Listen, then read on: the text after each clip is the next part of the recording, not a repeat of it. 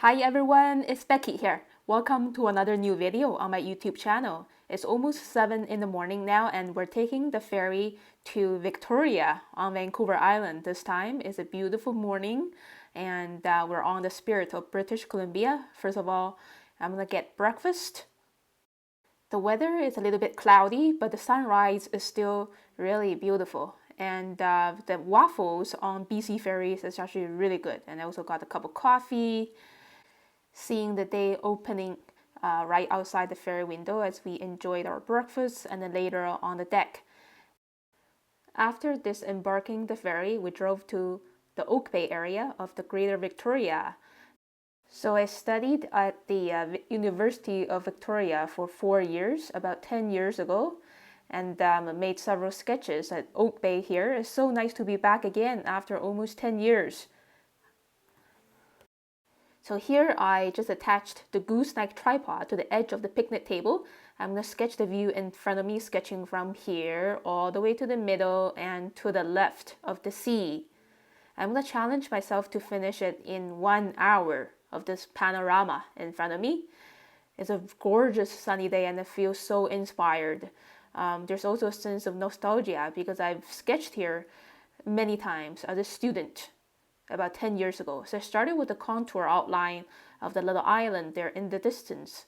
On the bottom of the island, the boats are aligning very much on the same horizontal row. And then seeing this foreground element of the lamp kind of overlapping on the right side of the island there in the distance. And yeah, the base of the lamp is right there.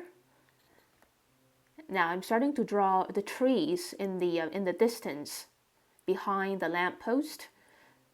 So there are a lot of layers that I'm able to see and finding out which one is in front of the other. And now drawing these railings leading down the staircase to the beach. There's a bit of perspective sense over here. So the two railings is kind of like a cube shape. And I just finished this nice curve dividing the sea and the beach. And drawing someone walking his dog. Accentuate the beautiful curve of the beach. And also it gives a strong sense of perspective. Drawing the foliage behind the railing. And now I am reaching to the middle ground area. The trees are getting bigger and also I see some nice little houses tucked in between the trees. And okay, and more sign there. Now I'm drawing these lounge chairs by the beach. Okay, so these chairs are kind of fun to draw. And then starting to draw another person walking closer. And some more little foliage details. There's a bush and some tall grass over here. This is the staircase going down to the beach and more grass surrounding the top of the staircase. This part is pretty shaded, so we're just using my brown ink to shade that block over there. Add some more trees and more houses here. And the fences. When I'm drawing houses and other urban structures, I just focus on the abstract shapes that I see rather than trying to depict what those things really are. And now drawing the lovely canopy of the tree here. And then adding the inner foliage details with very quick squiggly lines wrapping around this big spherical shape of the canopy. Bit of accentuation on the side of the houses for shaded areas. A bit more foliage detail here for the bush. Shading the bottom of this bush over here with dark brown ink so it looks more organic and has more weight. Now adding these buildings far away and the abstract urban landscape on that little island there. A couple more boats. Just trying to add as much details as I can. I actually already omitted quite a lot of details. And now drawing those rocks floating in the sea there in the distance. Now moving to the middle and the right side of my sketchbook spread. drawing these cars in the parking lot. As you can see, when I'm drawing cars, I just focus on the contour outlines and the wheels. Okay, so this is the bare essence of a car. So now I'm drawing this concrete little boulder in front of the car from my perspective. Now I'm drawing the windows, the mirror, and the rear light, the front light of these cars, shading in those windows with solid black ink because they're always a very intense shaded color. And finishing the fence sections behind the cars, the foreshortened views of these rooftops, chimney, and another chimney here, a lot of trapezoids and triangles. I just added that window just to give definition for the house, and the smaller car there because it's in a slight distance. Alright, so now I'm ready to draw the foreground element, the little tea room building.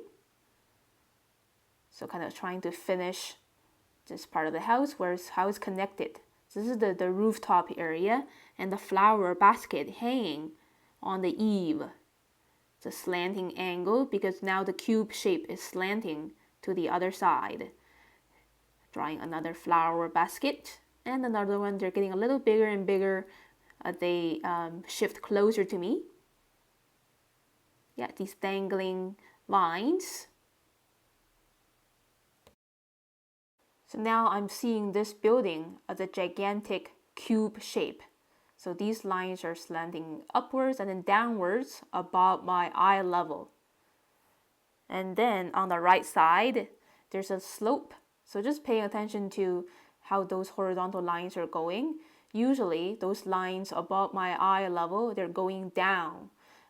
Those ones below my eye level, they're going up. Okay, so now I'm drawing, really having fun drawing these tree trunks and the branches supporting the canopies of these trees. Yeah, a lot of these trees are kind of merging with each other. So one large chunk of canopy could be 2 or 3 canopies. And I like to shade in these tree trunks and branches with solid brown ink.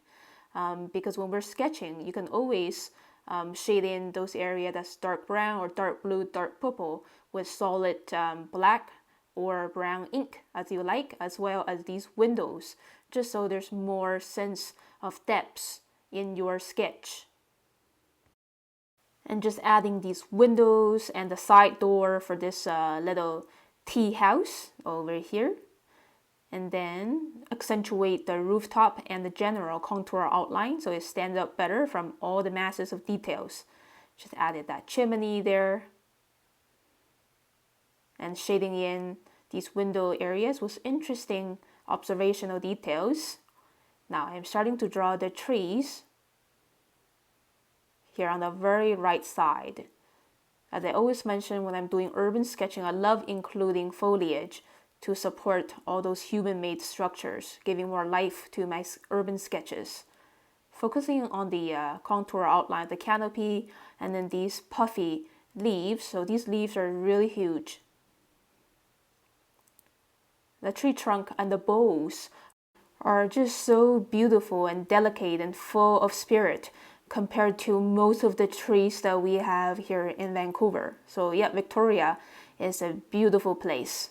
Yeah, and I really enjoyed my 4 years of life as a student there. And adding these abstract details in between the trees. Accentuate the rooftop and some other little structures on the roof using these quick broken lines to suggest the texture of the wooden shingles of the roof, and then drawing the grassy texture on the bottom of the tree trunk over here using loose lines to suggest more trees behind. They're also looking thinner because they're in the slight distance. Adding quick loose bark texture for the tree here. And finishing the banners on this tea house building, the railings.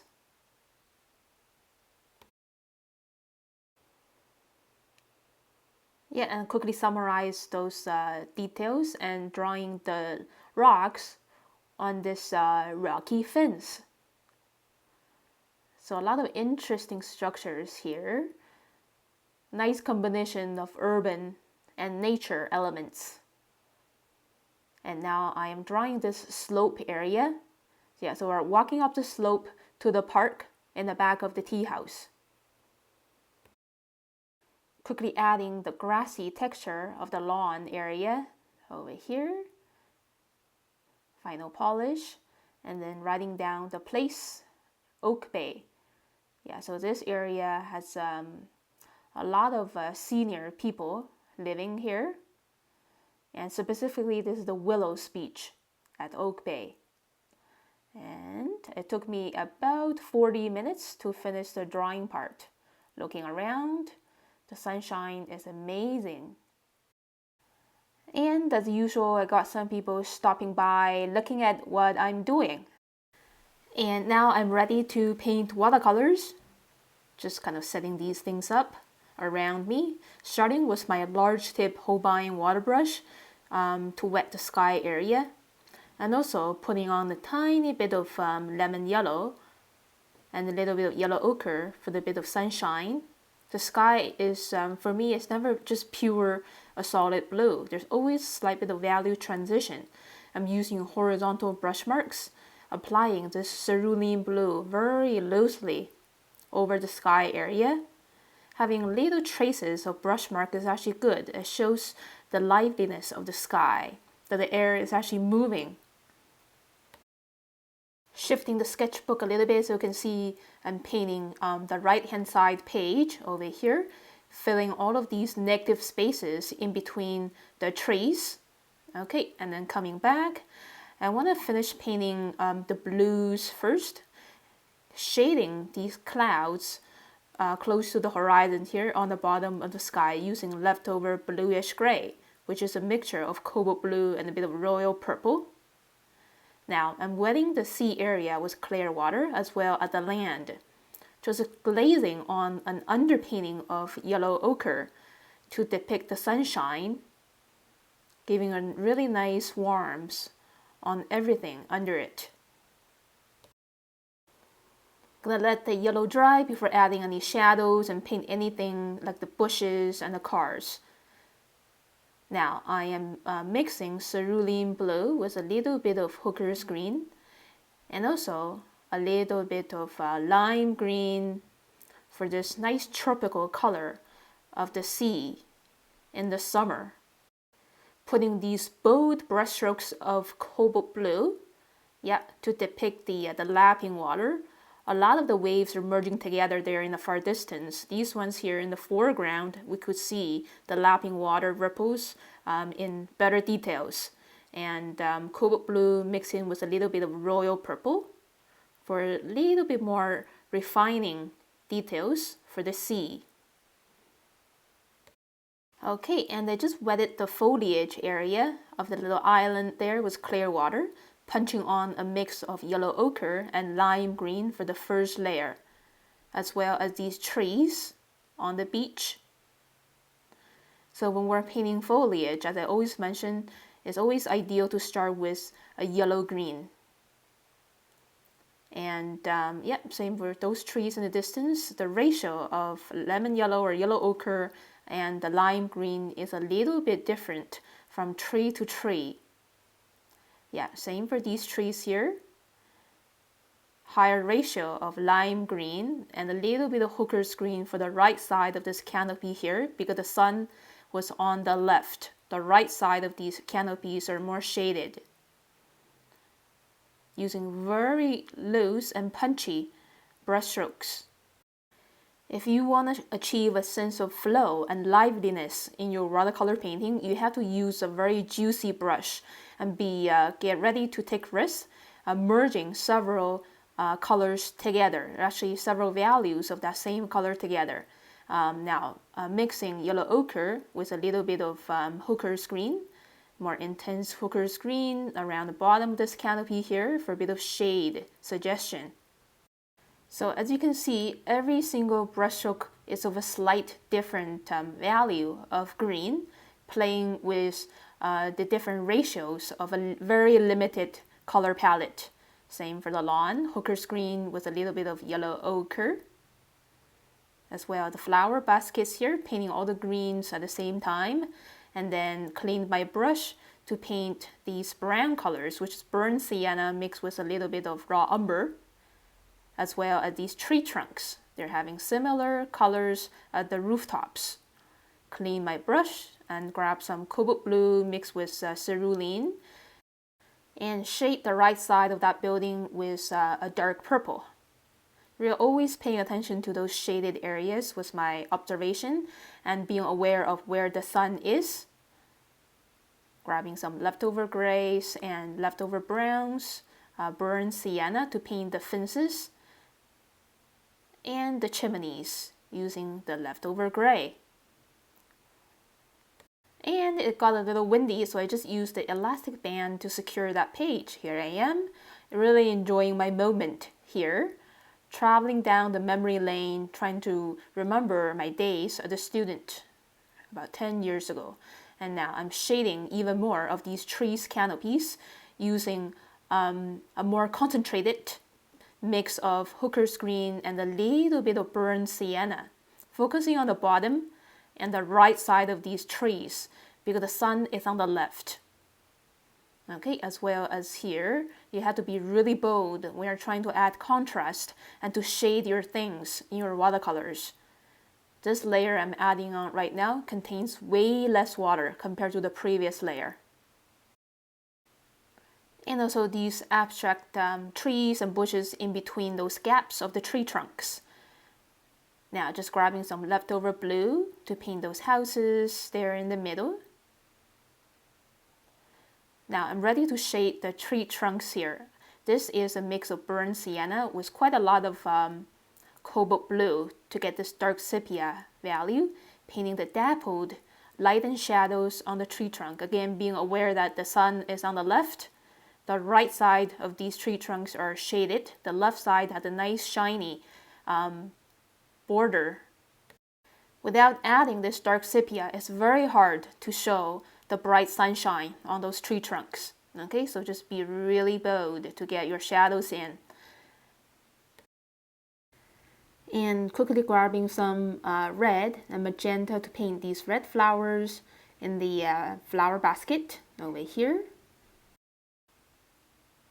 And after that, grabbing some leftover blue to add the cast shadows of these flower baskets on the tea room exterior.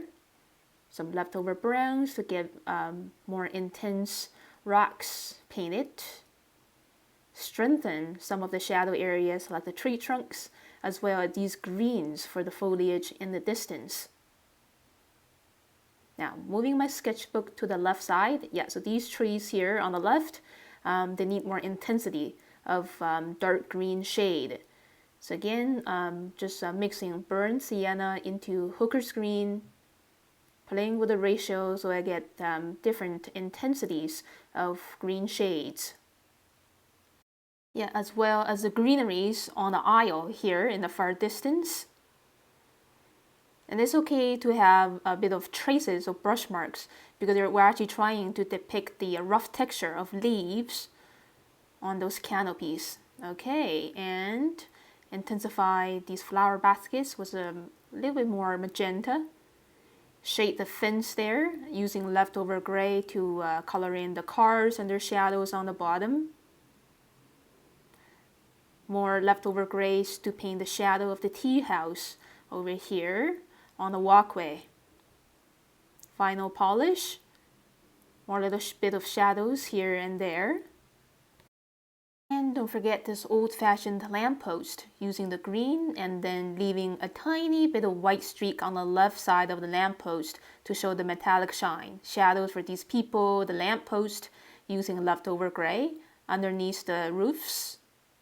And that's it. And here's the look of my finished sketch, this double-page panorama. It took me 1 hour and 20 minutes actually to finish the drawing and painting here on location. It was a challenge. And thank you so much for watching this video, everyone. If you like it, please click like and leave me a comment below. Subscribe to my channel for several updates a week. I try to update my channel with 2 to 3 new videos every week. So in my next video, I'm going to show you my next stop in downtown Victoria. So see you soon next time. Have a great day, everyone. Bye.